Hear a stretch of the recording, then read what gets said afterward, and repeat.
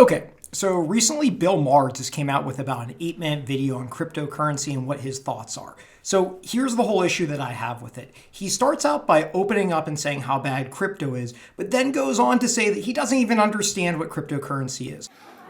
I've read articles about cryptocurrency, I've had it explained to me, and I still don't get it. And this is the equivalent of giving a book review without actually reading the book. And this is just where the problem starts. All of the issues that he has with cryptocurrency stem from the fact that he doesn't understand it. And if you don't have a good foundational understanding of something, it's impossible to argue whether it's good or bad. And finally, new rule, nothing with crypto in the title ever turns out good.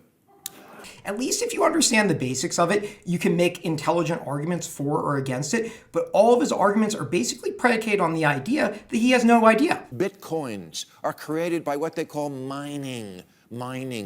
Bill goes on to address what is actually a semi-legitimate issue with Bitcoin, which is that it uses a lot of electricity. However, the issue that he totally ignores is that all electricity is not created equally, meaning that some is created in coal power plants, others is created by hydroelectric dams, but the thing that is really important is the electricity that is used by Bitcoin is typically used in places where there's very efficient energy production, meaning hydroelectric power, or you're looking at places that might have flare mining where they're actually using excess natural gas. And there's a lot of reasons why the electricity being used isn't quite as bad as what it appears. But that is a fairly legitimate issue that people do have with Bitcoin. The next point he makes is that the only reason Bitcoin or any other cryptocurrency is valuable is because enough people believe in the cryptocurrency having value. It's like Tinkerbell's light. Its power source is based solely on enough children believing in it.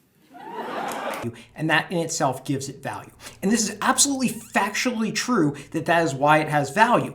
But here's the caveat. This is the exact same thing for any other fiat currency in the world, whether you're looking at the US dollar, the Canadian dollar, the euro, they're all based on the belief that people believe in them and that there is a sound monetary source based on a network effect. This is something that people don't give a lot of credit to.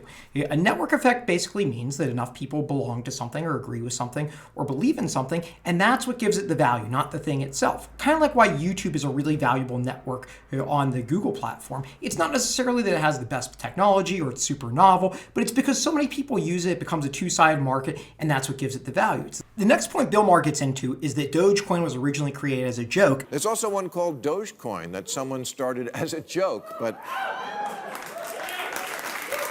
and now it has a market cap of $40 or $50 billion. And this is true, it was created as a joke, but in our world, in our society, things are not always what they originally started out being. So a great example is Barbie was originally created as a joke. Viagra was originally created as a heart medication, and penicillin was actually originally mold that was then discovered could have a different use case, which became an incredibly effective antibiotic. So just like penicillin is still effective, Dogecoin still has value, and that value could be from the market effect. I'm not making the argument that Dogecoin is the best of the cryptocurrencies or that it's the best long-term investment. In fact, I'm not saying whether it's a good or a bad investment. What I'm saying is that if you're just looking at something and saying it has no value because its original purpose was a joke and today it's less of a joke, that is not a logical perspective to take. So all in all, I don't agree with much of what Bill Maher has to say, but I do give him a lot of credit for prefacing that he doesn't really understand it. And I think that's fair because in his defense, his job is to be an entertainer, to talk about what is going on in the cultural zeitgeist, what is popular, what is in people's minds, and to take a position that's interesting and entertaining. And I do think he did a good job with that. I think he executed on being entertaining, but I do wish that he had a better foundational understanding. And I think that if he did really understand it, I don't know that he'd be making the same jokes because I think he might see a little bit more logic that goes with it.